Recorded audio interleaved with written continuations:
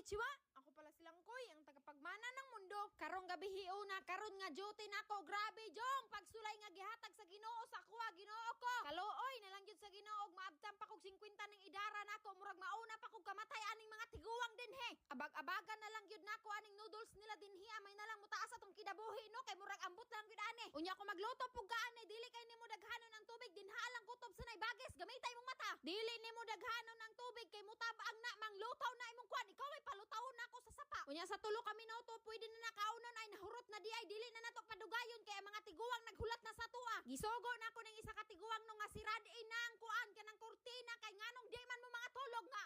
Hapit na alas 8. Ana sila nga hayag pa man daw di pagyud mo tuo sa ako. Ingon ana gyud na dinhi sa Japan no basta kanang summer, kuan na kanang alas 8 na sa gabi pero hayag-hayag pa unya pag winter pod alas 5 pa sa hapon, perte nang ngit-ngita. Mauto no ang akong gibuhat, gipalong na akong suga, gipalong na akong TV, gipasirado na ako ang kurtina. Adi mo mang piyong karon tanawa, yung panglugitom ko na yung mata. Unya ka na nga tulog naman tong duha, nagmapap na lang ko diri sus pagtanaw na ako dinhi na may mga habol online, mga bedsheet. Sus kaning bag-o namo nga tiguwang Ginoo ko gipanghipos niya yang higdaanan. Unsa may plano nimo tay tabangan ti kag hipos o ikaw akong hiposon kay murag grabe na gyud ka. Wala pa man ni siya isa ka semana dinhi sa among facility pero akong pasensya nga isa ka tuig gihurot na gud niya gitilok-tilok og maayo. Alas 3 ni sa kaadlaw no pero grabe binugno ay namo dinhiya unya dinhaapod sa kusina dinha sa may kuan namo sa lamesa.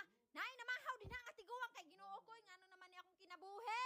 Kaning isa nga namahaw dinha nga tiguwang nagsige na siya syagit nga mamahaw na daw siya kay grabe na daw niya kagutom kamatyunon na daw siya.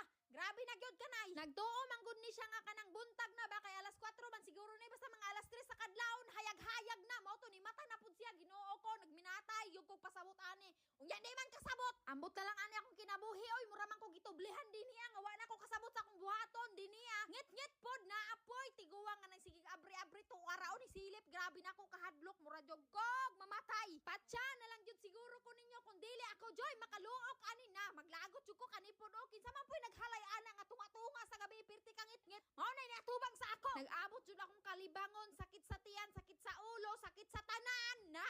Kani manggod nga mga oras nang himulso ko na sila isa-isa na kog sulod na ilang kwarto nagrobing ko ba kog ibang tanaw na kog nagpitik pa ba ng mga bughan nila diha bugan naman. Naambot basta kay kana dinha ano nagatubang ginasakuan na nagandar ang kuan nagpailo pa. Ginoo ko nagpailo siyang lubot ang asuwang giduol nako. Why tao kay wa man nagsiga ng sensor sa suga no.